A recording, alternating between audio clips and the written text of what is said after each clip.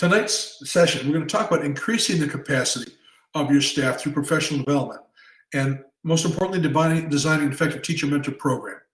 And when I say that, not the whole thing, because the regs require a lot. We're not going to talk about designing the entire thing, but just talking about the things you all think that a new teacher needs to know and should be part of your professional development for new teachers entering the system.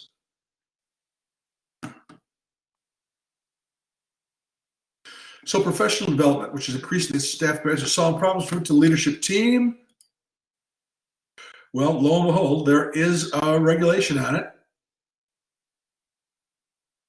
The department will continue to collect professional development data about teachers.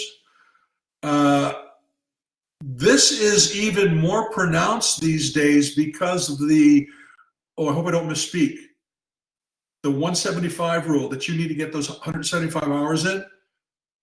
When I was leaving in 2014, my secretary was telling me that Albany was doing a much better job of tracking the hours. Who knows what I'm talking about?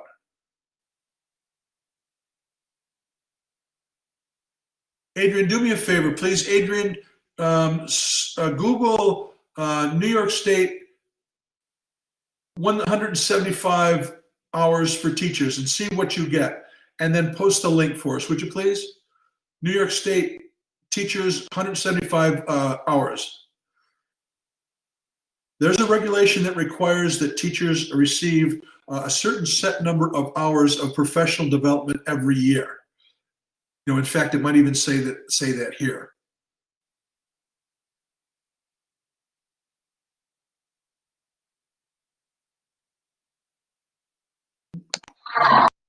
That law changed. It's 100 hours now, and some of them have to be ESL, and I just posted the CTLE from NYSED. Thank you, Adrian. Let's take a quick look.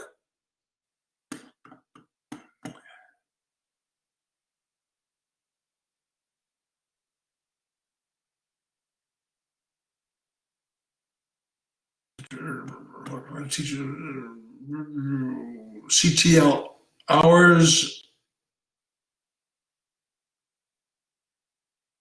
Did you say 100 hours, Adrian?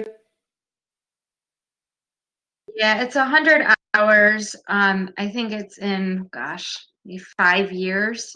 And a percentage of those have to be ESL in particular. Very good. I won't go much more into detail about that, except to say, well, thank you to Adrian, and then to also say that if I'm not mistaken, this is being collected within Teach these days, and that wasn't the case before. Now, here's the good thing. Yeah, Caitlin, the good thing is a lot of the things that we do routinely can count. So you're allowed to have 4 superintendent's conference days every year. And you know, typically one of those might be at the end of the year. That doesn't have professional development attached to it. The first day might not either, but the 2 in the middle do. And then there's staff development throughout the year. You just have to keep track of that. All right. So there is a professional development requirement. Adrian was kind enough to give us a link to specific terms about it. I'm going to go over this quickly, simply to say that in today's, well, they actually talk about what people would be getting training in. You can take a look at this as I'm talking. But we're talking more and more about embedding professional development into our routines, but at the same time, offering professional development that is aligned succinctly to what it is people are doing in the buildings. And if you take a look at this list here, all right, take a look at the last one, include instruction, use of data and assessments to form and instruct classroom practices, strategies for improving student academic achievement, a little history lesson. Back in the 80s and in the 90s, we used to bring on every shiny new thing that there was in the area.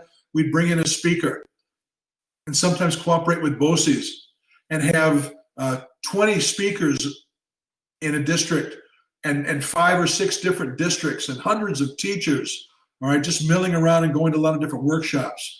I guess the philosophy then, because I was responsible for some of this, is, well, maybe we can light a few fires and we can give people some new information and they will follow through on it later on. Whether it did or did not have any relevance to what our initiatives were in the district, it didn't matter. The fact was is that it was educational and it was something new and something people couldn't get anywhere else. We were going to do it. All right. And we did that for a good decade or longer. And then, I don't know, something happened. Then all of a sudden, time became at a premium. And so many new initiatives were started up at the state ed level and then in our schools that we started to change and have our staff development be intricately connected to the initiatives that we had collaboratively decided upon with teachers and principals in the districts. And then it started to have a lot more relevance. So the obvious, well, let me poll all of you. How many of you can say with confidence that the staff development that you participated in during the 17 or the 18-19 school year was relevant to the initiatives you were engaged in your district? Wendy's was, Shaban's was, Caitlin and Adrian's. Give me a couple examples. Victoria's given me the. Wendy, give me an example of what yours was that was nicely aligned with your initiatives. One of our main initiative right now is to bring literacy and writing into the content areas. And so I was one of the people trained to be a turnkey trainer to go out to those areas, to the different, like, I'm sorry, I'm losing my words today, to go out to the other content areas to help them with reading and writing in you're a curriculum. turnkey trainer. Very good. Yep. Yeah, Shaban, you have examples? Last year, we adopted the ruler approach, so teams of us were sent to Yale for that training, and then we turnkeyed it within the school. Very, very good. Very good. Adrian, I think you had your hand up too. Our state data is pretty poor for some of our minority populations. So all of our training recently has been on culturally responsive and sustaining education. And it's actually one of our board priorities too. So that has been, all of our superintendent's conference days and a lot of our faculty meetings too. Good. And I saw that in your DTSDE assignment, you actually mentioned that. The responsive cultural education. Anyone who didn't put a hand up who might give us an example of staff development that was not nicely aligned? Victoria? I mean, it was semi-aligned. We've been pushing out this one-to-one initiative for all the students. So our school during superintendent's conference day made us do a school-wide training on how to use Google Classroom, which at this point, everybody was pretty much using it anyway. So it was almost like sitting there for an hour in a class that like everybody was already doing that. So most people just left there being kind of annoyed and felt that it was like a waste of time. Yeah. Nothing hurts a staff developer more than to hear that the staff felt it was a waste of time. It does hurt. It's like someone saying to me, my classes are a waste of time, or someone saying to you in social studies class, Victoria, it's a waste of time. It gets to you. You can't help it. Any other examples of staff development recently that, Clarissa, you said no time? What about your superintendent's conference days? We've had a lot of construction in the last year, and we weren't ready to start our school year. And so they've used one of those days as moving into your classroom, getting things up. So there has not been a lot of time for any professional development. We've done book studies on our own in order to incorporate that professional development. But I see. I had that situation once as well. Towards the latter part of my career, having heard so many times teachers complain that we do all these things, but we never get any time to sit down and plan together. Towards the latter part, like the last 5 years of my career, I started to actually permit principals to sponsor teachers who were going to actually just plan together. We've had all this training. and all this time spent learning about something. So let's let teachers get together and spend a good 7 hours at a time actually planning together. And I'll admit it, some of my own provincialism, it took me a little while to recognize that that was important. But once I did, I tend to think that we got a little bit more out of those days, knowing that prior to that, we'd spent a lot of time training, and it didn't always have to be about training, because part of that cycle is also planning together around the training. So there's a lot of different forms that staff development take. I can remember the one, you might be too young to remember this. Remember the staff development that went on around Pikes Peak, positivity in the workplace, talking about Pikes Peak, the market in Seattle, the fish market, and they had films and videos of that, et cetera, throwing fish around, et cetera. No? Some superintendent brought that in one day, and that was their superintendent's day. I bet you that went over really well. So there is a regulation on it, not only the one that I have in front of you, but the one that Adrian found for us. I should have spent more time developing this.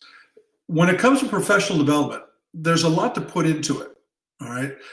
Here would be my off-the-cuff recommendations. First of all, you should be planning your staff development collaboratively. Gone are the days where one person or a small team of individuals is determining what the district needs. So develop your staff development plan collaboratively, including stakeholders like teachers and principals, all right? And, building principals, don't forget, you've got others that are not teachers. You've got your teacher assistants. You've got your teacher aides. You've got your OTs, PTs. You got your nurse, all right? Think of those individuals too. Let the superintendent think about what to do with the bus drivers and the cleaners and the custodians. But you still have those people that you should be thinking about and giving them specific training as well. Ask them what they want. All right, you should be polling people these days as well to ask them what it is that they want. Now, you can't give everything to everyone, but you can start to find trends and collective interests that create enough critical mass that you can start bringing people in. Don't be shy about cooperating with another school district. Lucy, what's her name? Now, if you have a high-priced staff developer that's coming from the other part of the country, and Lucy Calkins? That's the one I was going to say, but that's wrong. But we'll use that as a case in point. The woman who does the poverty stuff,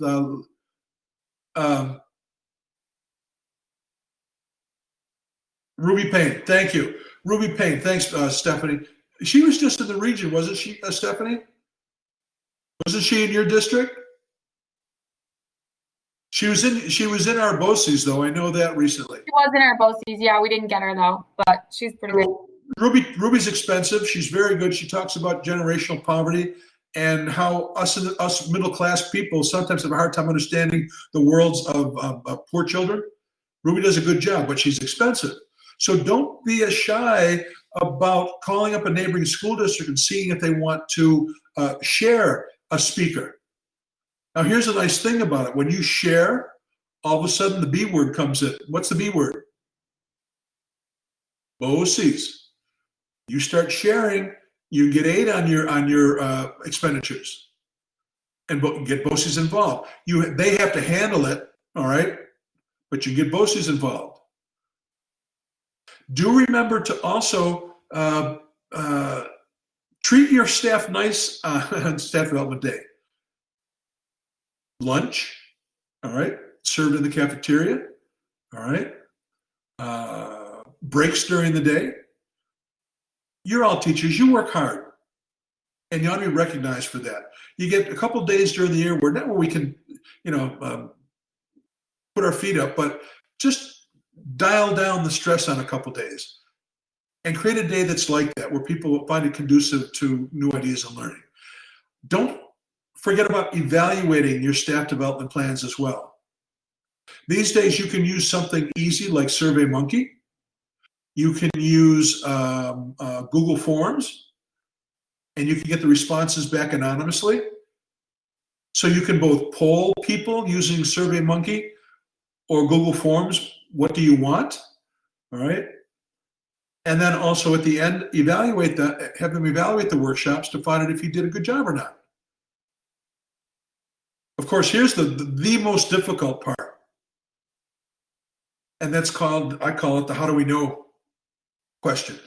So you have all this staff development, you spend all this time and money, and maybe you all agreed that you're going to be moving into these new instructional practices.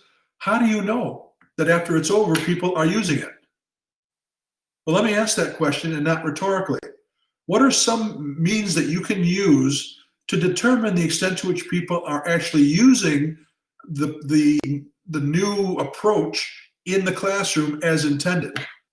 What are some things that you can do as a building principal to answer the question, how do you know people are doing that? Wendy, that's a good one. I'm going to have Shannon and Wendy. Shannon, you first. So from the perspective of data, Shannon, what did you have in mind? Because that's a good answer. Expand upon that. How could data help you? Well, I would say depending on what you're trying to implement. So obviously, if you're trying to use like a writing approach, obviously then you can try to collect writing samples and then trying to score the writing samples, and then you're going to collect the data from the writing samples. And obviously you're going to maybe at grade level meetings and collect the samples, and you're going to utilize data that way. And you're going to see if teachers are using it. That's a good example, Shannon. Let me ask you something to review something from previous class. Would the fact that you want to call in data be a mandatory or non-mandatory topic of negotiations? Collecting writing samples, that would be a mandatory, I would say. You'd have to negotiate that? Yes. Why? Because it's a mandatory. If you're making it mandatory, then you would have to negotiate it. Well, no, good. I'm glad you said that. First of all, I don't mean to be mean, but you're wrong, but I'm so glad you used that term. When we use the term mandatory, it has nothing to do as whether or not something is mandatory or not. So notice where she went. Shannon incorrectly assumed that because it was a mandatory collection, that's a mandatory topic of negotiation. Those are not connected. Gotcha. That's a management prerogative, Shannon. All right? To call in lesson plans, it's a management prerogative. All right? To require people to use number 2 pencils on their survey forms. Silly example. That's a management prerogative.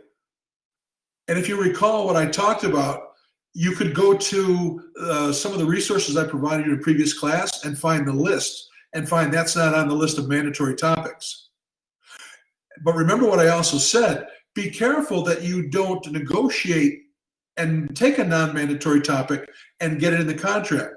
Because what happens to a non-mandatory topic, what if you were to negotiate and put it in the collective bargaining agreement that on every 10 weeks the teachers have to hand this in? What if you put that in and then you wanted to every 5 weeks collect it? What's your problem now? You'd end up having the union up in arms because it says in the contract that it's every 10 weeks. That's right. It says in the contract to 10 weeks. Michael's got it right too. It's mandatory now that it's the conversion theory, remember? I think it's easier to think about it. When you take a non-mandatory topic and you negotiate it in the contract, it now converts and becomes mandatory. Stephanie, not a past practice because it's actually in the contract. All right? You're adhering to a contractual term. So Shannon, back to you where you were in the beginning. And Michael, you're also right. If you wanted to get it out or change it, you probably have to give something up to get it out or to change it. That's why you never want to do it. Retain all of your management prerogatives that you can. See, by the way, folks, this is where your thinking as teachers has to change. When you move into the field of administration, which is why they say, welcome to the dark side. Your thinking has to change. You have to start thinking like management. All right. And it's not that you're enemies with your employees, but you want to try to preserve as many management prerogatives as possible. In New York State, our management prerogatives are so very limited already that the few that we have, you want to hang on to. Don't worry. It's not like you're getting away with so much. All right. Teachers have plenty of things that they can do to control their work environment. All right. I'm not feeling sorry for a one of you. Now, back to Shannon. Correctly so. Yeah, Shannon, collect some data. And the good thing is it's a management prerogative. See if XYZ is happening by looking at information or data. Very good. Now, if I back up, I remember Wendy said something about walkthroughs and observations. In what way, Wendy, would walkthroughs and evaluations help you answer the question, how do we know? Well, hopefully in the PD, they've learned some kind of tool or something to bring back to the classroom to show how to effectively give the information to the students, or to show them how to effectively write, as Shannon was saying. Something of that sort where you can see the instruction has changed. Exactly. Very good. And either the formal or the informal. Now, prior to 2006, those evaluations and walkthroughs, well, remember we talked about the criteria and the process? The criteria, the teacher rubrics, those were non-mandatory topics. They're now mandatory. So you have to negotiate the rubric. So one of the things you'd want to take a look at, Wendy, if you're going to do what you talked about, go take a look at your rubrics and see if you have rubrics which attack, if you will, or incorporate this new PD. So now you've got something to proverbial hang your hat on, Wendy, right? But the process, the procedure for evaluating has always been a mandatory topic, even before APPR. So I've also got to look and see what the contract says about evaluations. And to play devil's advocate, I'd have to go back. If I was Wendy, I'd have to go back and see, first of all, does our teacher rubric allow me to evaluate, ask questions about, comment on teachers' use of writing samples, for instance, all right? Because that was the PD, how to use more effective writing samples in your evaluations of students, okay? So you'd have to look to see, okay, does the rubric allow me to get into that? Can I burrow into that? That's the first thing. And the second of all, what am I allowed to introduce into an informal or a formal evaluation? Can I add anything onto it? Can I be specific? All right, if the rubric says teacher uses professional development in the betterment of her instruction, let's say that's one of the rubric criteria, Wendy. All right, how much latitude do you get as the administrator to put an extra layer on that and define the PD that she has to use and that you're going to comment on the evaluation? Oh, I'm gesticulating too much and getting old. Oh, so you'd have to look at those things, Wendy, to see that you were clear. But if you and your district have been on the same page and your superintendent has consulted with you, your rubric will give you that kind of latitude. And the procedures that are in the CBA will also give you that prerogative to look at specific practices or specific PD that you want to focus on. And if all else fails, Wendy, not failed, as another good practice, I would, at the beginning of the PD, work with the union and say, this is what we're going to do as part of the whole. I always work from the premise that I would like to know in the beginning where the bitching and moaning is going to come from. And so if I was going to take a certain tack that I knew might be controversial, I would announce it so that I could find out where the complaints were going to come from, be prepared for them, either concede that I was wrong and they were right and I was wrong, I'm listening, all right, or do a little more research to see if I can make a good case. I think that comes with time, but I don't think these days surprising people is necessarily a good thing. I think it's good to work collaboratively with individuals. I think you do too. Work collaboratively, all right? Hold your ground, all right? Lead, know where you want to go, all right? Have a good rationale for why you want to do something, and then announce it. And see where the complaints are going to come from so that you can either come up with a better plan or be prepared to beat back the naysayers, who will be in the minority usually anyways. If the naysayers are in the majority, well, then you're usually doing something wrong. Usually you're doing something wrong. Okay? Does that make sense? So those are some things. And we also, back to PD and some words to think about. You're going to need money and you're going to need time. And you don't get your hands on money and time a month before it's to take place. You've got to work with your central office in the beginning to make sure that you have, and by in the beginning, I mean in January and February. So right about now, if you were all principals, right about now, you should be talking to your faculties and your staff about the PD you want to have in place for 2021. Because when you're away on Christmas vacation, your central office is going to be preparing your budget requisition forms to send out to all of you for 2021.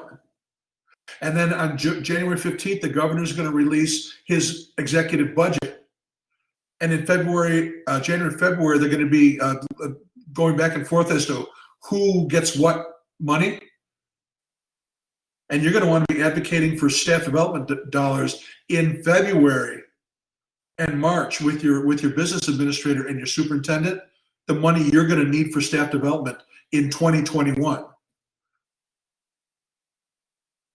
So that should be quite obvious. These are not things that happen on the fly. You've got to have good planning skills and you've got to understand the process. And last week or a week before, we looked at that when we looked at the law and we looked how the law is laid out. Was it you or 650? I forget right now, but we have talked about the legislative schedule. Okay. Now, because I still want to get to the other topic, let's talk now about the teacher mentor program, because we have an education law on that. Anything about staff development, you should be continually developing your staff. So regarding teacher mentor, which is an extremely important part of our routine, we have a law on this, Education Law 3033. And it talks about a mentor program. We all have to have one, all right? Has to be on the books.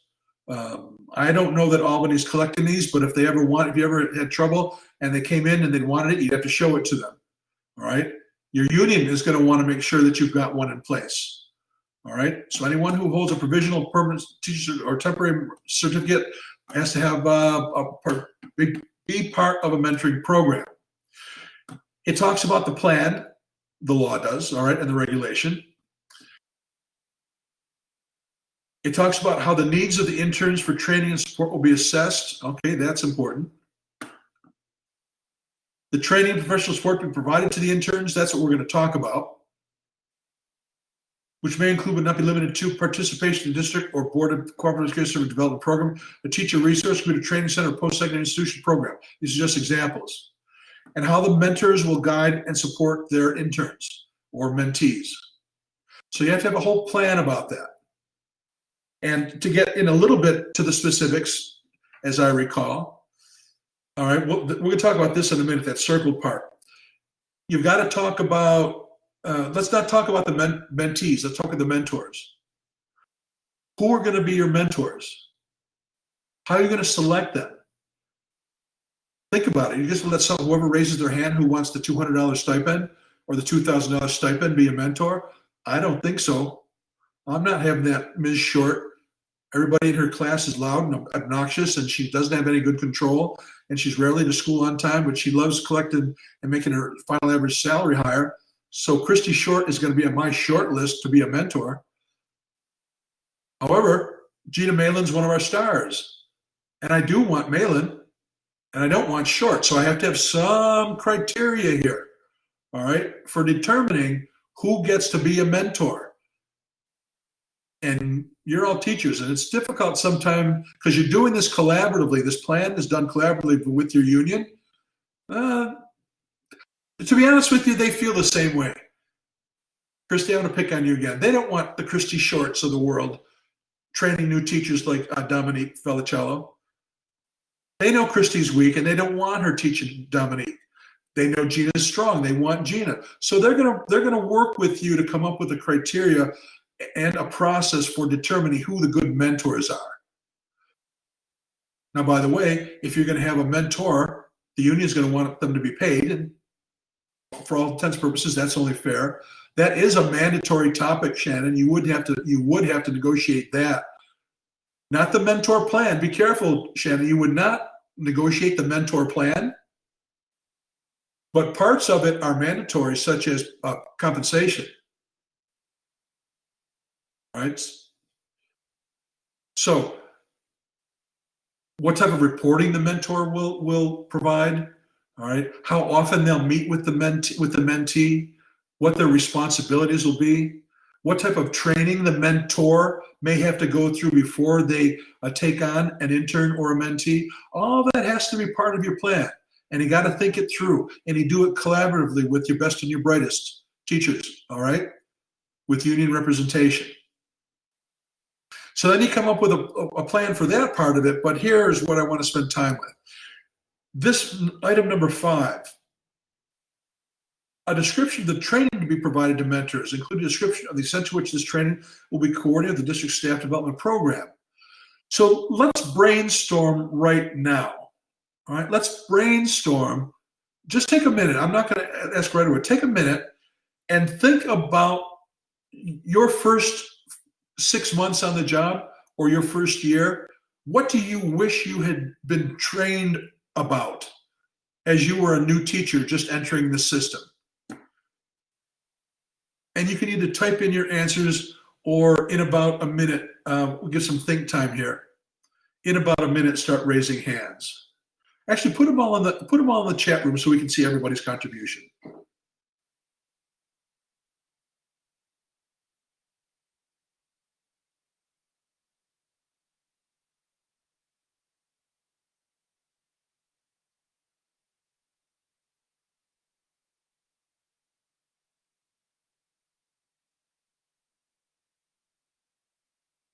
Those of you who put school-wide procedures, think about it. I'm going to ask you to be more specific, all right? Because that covers a wide range. I know you've got something in mind. Professor, can you repeat? It cut out on me. Certainly. The question is, as a new teacher, what do you wish you had been trained about as you entered your first school district? These are all real good ones coming up.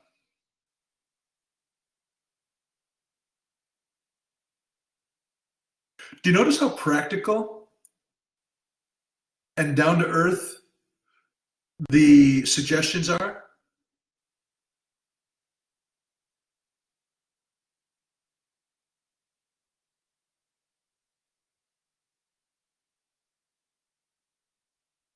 Let me put in what I recall we did with ours.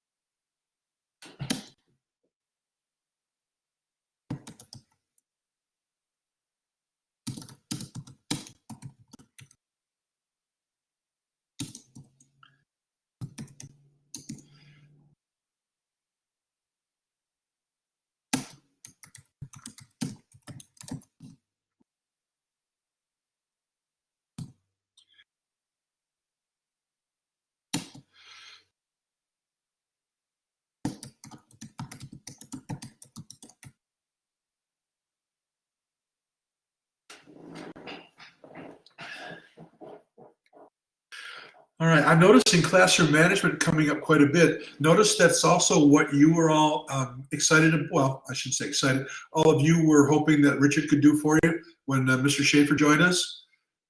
Yeah, classroom management really comes up all the time. I think it's what we fret about the most. I remember it's what I fretted about as I went over the hills on the way to Holland. I was so afraid that first day going to be a principal. Oh my God, for no good reason. But I do remember it succinctly. So classroom management, record keeping is important not only to the teacher, but to the district as well too.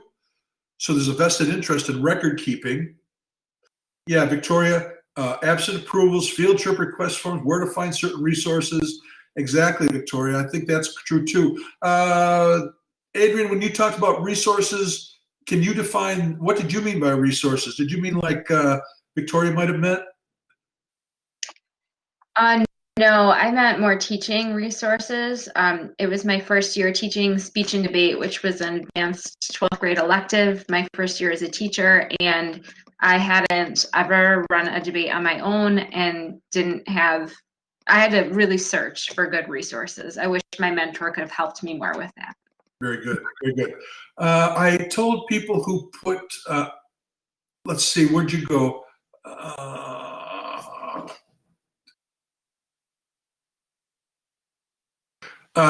School-wide procedures, Christy, I said I would ask about that. Are you talking similar to like Victoria? Taking attendance? I was thinking that just the basics of the school, rules surrounding use of the copier, taking attendance, technology, report cards. That's what I was thinking. Very good. And I noticed two distinct trends here. I noticed we might call it the routine and almost mundane topics that are important to new teachers, procedures, if you will. And then I noticed things that are on a higher order. Caitlin, curriculum writing, IEP writing from Shannon. Social norms of the building, yeah. Notice what our collaborative group decided upon in Gowanda, a section on school law. Our thinking is that students are new teachers are going to get faced with free speech issues and search issues, things like that. Corporal punishment issues.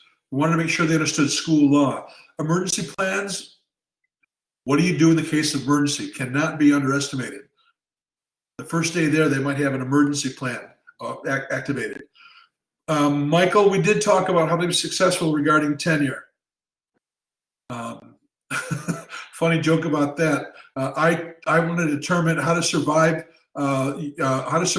your probationary period, and the teacher said, "Chuck, quit being so negative. Let's talk about how to thrive during your probationary period." That's what we called it. Special education, Shannon, included IEP writing, participating in CSE meetings, everything that a teacher would get involved in, all right, having to do with special ed, and the daily routine and procedures. So for me, I wanted to go through this exercise because for me, especially those of you who talked about the mundane and the routine, notice how that's embedded. All right, those are the first and foremost things someone has to do. We don't have to think about things higher up the chain or the scale of higher order thinking skills. In the beginning, we all have a vested interest in them getting to work on time and just filing reports the way we want to be filed. And that can be part of the mentor plan. I don't think Albany had anything different than that. All right, but it can be that particular. But you could also, in your plan, all right, and as part of the job description for the mentor, all right, you could include that the mentor will meet during the first 10 weeks, will meet an hour a week, and we'll share routines and procedures. That's what we did so that we wouldn't get caught up doing that, because we had 3 buildings, and we didn't want to get caught up in having, because each building had a little bit different procedure. We didn't want to mess around with that in our after hours training sessions. So that was part of the job description for the mentors who are in the buildings to help them do that. All right. So Wendy, I don't know if that helped going through this little exercise, but did you have anything in particular, Wendy, that you wanted me to address? Well, at the time, when I had first said that I wanted to go over this, we were starting to just look at professional development for our new teachers, and really everything that just went up that line is what we talked about. We talked about classroom management. The only thing I don't remember talking about is school law, although there was a talk about, don't do anything stupid, basically.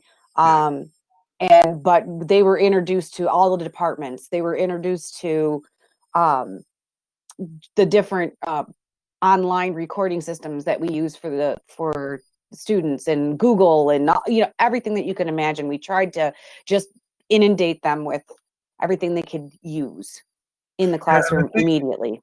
I think these days, Wendy, a digital one session right up front on digital responsibilities or digital resources is Absolutely paramount. Absolutely, especially because that's where everything is, and exactly. we're all going that way. Yeah, exactly. So I hope you got a couple ideas from that. Again, do it collaboratively, negotiate where you have to negotiate. Otherwise, leave it in the plan, retain your management prerogatives. And also, they talk about an evaluation system as to how you evaluate the effectiveness of the plan. You've got to have that in place as well. All right. Let me give you a caution, however. When you become a principal, there is no regulation on mentoring.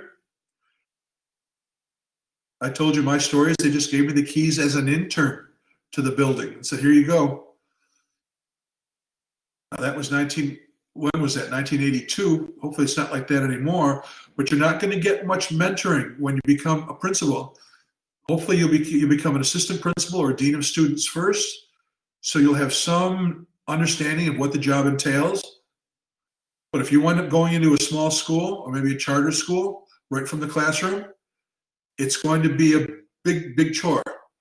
My recommendations to you would be to latch on to another principal in the district who will informally be your principal, your mentor, someone that you can count on. All right? Maybe it'll be your superintendent, but admit that you need a mentor.